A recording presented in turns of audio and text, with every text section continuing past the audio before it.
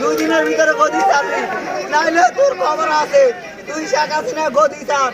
আমার ভাই মরল কেন? খুনি কেন জেলে নাই? খুনি কেন বাইরে? এই শেখ হাসিনা, আমার ভাই মরল কেন? খুনি বাইরে কেন? খুনির ভিতরে, জেলের ভিতরে থাকবো। আমার ভাই মরল কেন? খুনি কেন বাইরে? শেখ হাসিনা আলটিমেটাম দিছি, 2 দিনের ভিতরে গদি চাবি, নাইলে আমাদের আন্দোলন কোনোদিন এটা মানবো না। আমার কতরি ভাই, একটা ভাই 5টা গুটি গেছে, 5টা গুটি।